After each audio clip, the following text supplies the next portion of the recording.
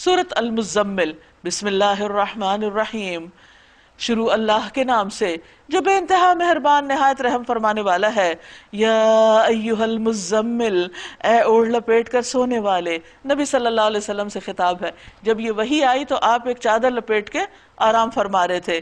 فرمایا قم اللیل الا قلیلا، رات کو نماز میں کھڑا رہا کرو مگر کم، آدھی رات یا اس سے کچھ کم کر لو یا اس سے کچھ زیادہ بڑھا دو۔ ورتل القرآن ترتیلا، اور قرآن کو خوب ٹھہر ٹھہر کے پڑھو، یعنی جب تہجد کے وقت، رات کے وقت اللہ کی عبادت کرو اور اللہ کے حضور قیام کرتے ہوئے تلاوت کرو تو آہستہ آہستہ پڑھو۔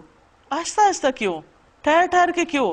تاکہ مفہوم پر بھی دھیان دیا جا سکے، غور کیا جا سکے۔ اور آپ اس کو خود بھی تجربہ کر سکتے ہیں کہ اگر آپ تیزی سے قرآن پڑھیں تو پھر سمجھ نہیں آتا کہ کیا پڑھا ہم نے، لیکن جب انسان ہر آیت پر رک جاتا ہے تو اس سے فائدہ یہ ہوتا ہے کہ بات سمجھ بھی آتی۔ رسول اللہ صلی اللہ علیہ وسلم نے فرمایا، لوگوں میں قرات کے لحاظ سے بہترین انسان وہ ہے جو قرآن پڑھے تو نظر آئے کہ اللہ سے ڈرتا ہے۔ انا سنلقی علیک قولا ثقیلا، ہم آپ پر ایک بھاری کلام نازل کرنے والے ہیں۔ یعنی قرآن مجید ویسے تو بہت ہی رحمت ہے اللہ کی، لیکن اس کو بھاری کیوں کہا گیا؟ کیونکہ اس میں ایسی باتیں بھی ہیں کہ جو دوسرے کو بتانا بڑی مشکل ہے، اس سے بڑی مشکل ہوتی ہے، یعنی لوگ اس کو آسانی سے قبول نہیں کرتے، تو یہ قول ثقیل بھی ہے۔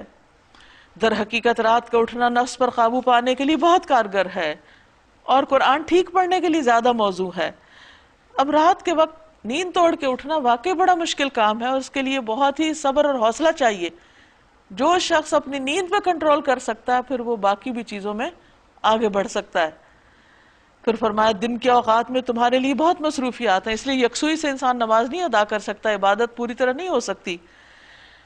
یعنی اگرچہ آپ صلی اللہ علیہ وسلم نمازوں کا اہتمام کرتے تھے، لیکن رات کے وقت طویل قرات کے ساتھ اللہ کے حضور تنہائی میں کھڑے ہو کر اس کی عبادت کرنا جو ہے اس کے اپنے ہی اثرات ہیں کچھ۔